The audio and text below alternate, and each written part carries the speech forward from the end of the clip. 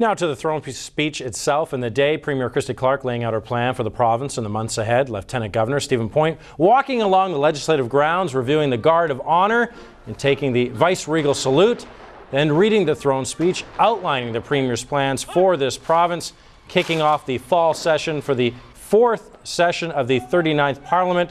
This is Clark's first throne speech as Premier, and the theme of Clark's plan, job creation. The fall session will last 6 weeks. Now, with more on what was presented by the Premier today and reaction from around the province and the island, we're joined by Dana Hutchings with tonight's Checkpoint. Scott, Premier Clark started her term off with a families first agenda. Then it became about jobs and job creation.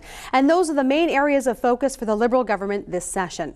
Job creation is no surprise. Christy Clark has been touring the province to promote the Liberal strategy. Another focus the Liberals want is open government, including a review of all Crown corporations to begin in January.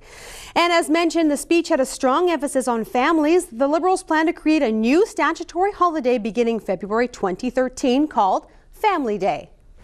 Every generation speaks of its own unique place in time, of the great forces of change bearing down upon it. We are facing monumental change. The economic challenges swirling around the globe are daunting. Your government must chart a course for British Columbians, a course that will create and defend jobs for families in every corner of the province. The NDP's priorities are a little bit different from the Liberals and could be labeled the 3 E's: the economy, the environment, and NDP House Leader John Horgan says the third priority is ethics. What we've heard over the summer and in fact leading up to the HST referendum is a lack of trust in the government of the day. I think British Columbians by and large want to have confidence in their government. They haven't seen that from Christy Clark. We're going to be focusing on ethics, the environment and the economy. And while it doesn't have a seat and is a relatively new party, the BC Conservatives have also laid out what they would like to see this session.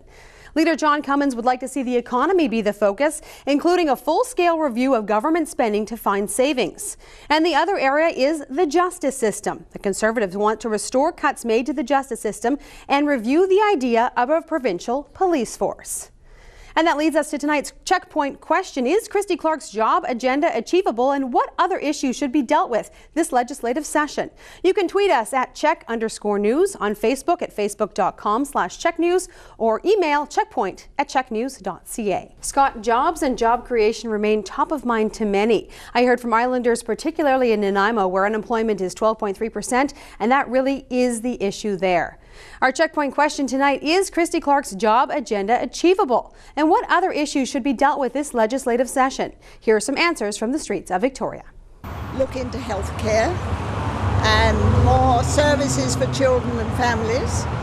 And are they going to repeal the HST rapidly? More money for the arts. I think that we definitely need to move forward with creativity in all aspects of our life, and taking away funding for arts definitely doesn't encourage that. I'd like to see more money put into healthcare. I'd sure like to see this teacher thing resolved quickly. I think that's outrageous that it's carried on so long, and it's also so combative. Hopefully they can just take a breath, figure it all out, as opposed to arguing, and basically focus on helping people. That would work for me. And here are some of your social media responses. Ian Ferguson says, since Miss Clark's job agenda is to keep her job, I'd say the odds are 50-50. On Twitter, Twinsport says unemployment, BC Ferries and ICBC are the issues he would like dealt with. Nancy Jenkins says the cost of living, property taxes, affordable housing for the middle class. And Serge Vaillancourt says a review of all Crown corporations needs to start with BC Hydro and the Smart Meter program. There is no openness there. There were also quite a few mentions about education and the looming teachers' strike, the environment and the export of raw logs. We'll see in the coming days what this session will accomplish. And that's tonight's Checkpoint.